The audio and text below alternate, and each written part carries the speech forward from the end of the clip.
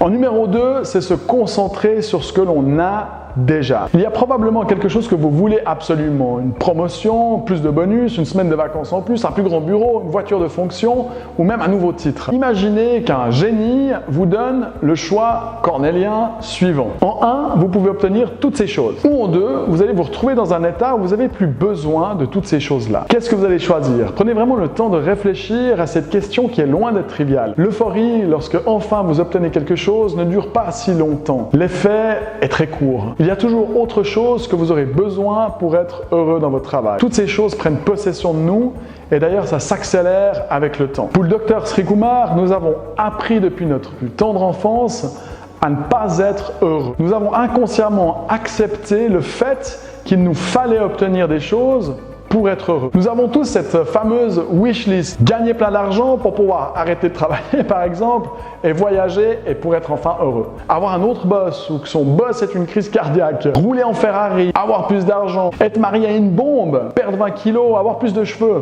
etc., etc., etc. À 20 ans, on veut rouler en Golf, puis à 40, on veut rouler en Lexus, puis en Ferrari, etc., etc. Ça continue et ça s'arrête jamais. Et d'après le docteur Sri Kumar Rao, nous n'avons pas besoin de ces choses pour être heureux au quotidien dans notre job. Et bien entendu, ça ne veut pas dire qu'il faut renoncer à vos projets. Grandir, évoluer, progresser, c'est absolument essentiel. Et puis en 3, mon préféré, est-ce que vous avez le bon job? Pour répondre à cette question, j'ai un excellent, ou plutôt le docteur Sri Kumar a un excellent exercice pour vous. Imaginez, vraiment essayez d'imaginer la situation suivante. Votre boss vous appelle et vous demande de venir urgemment dans son bureau pour un meeting important. Vous arrivez dans son bureau, il a la mine vraiment des mauvais jours et il vous annonce que les résultats sont en chute libre.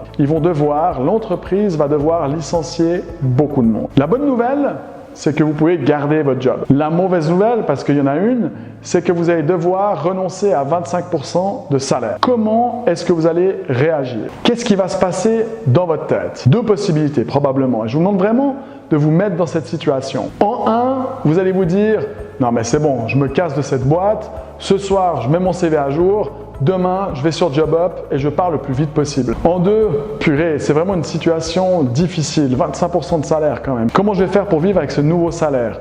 Et surtout, comment est-ce que je vais pouvoir aider mon entreprise à rebondir de cette situation pour retrouver également mon salaire et pourquoi pas gagner plus? Quelle sera votre réaction? Si c'est la première réflexion, je pars le plus vite possible de cette boîte, alors selon le docteur Sri Kumar, vous êtes en train de gâcher votre vie, vous perdez votre temps. Si vous êtes prêt à quitter votre job instantanément parce que votre salaire diminue de 25%, alors le prix à payer est très très cher. En revanche, si c'est la deuxième réflexion, alors vous vous approchez de la vision du docteur Sri Kumar Rao qui a écrit cet excellent livre de Happiness at Work. Voilà, je vous remercie d'avoir regardé cette vidéo, j'espère que vous avez eu du plaisir. N'hésitez pas à vous abonner à la chaîne YouTube pour rester vraiment au courant et informé des prochaines vidéos. Je vous souhaite une excellente journée et à tout bientôt.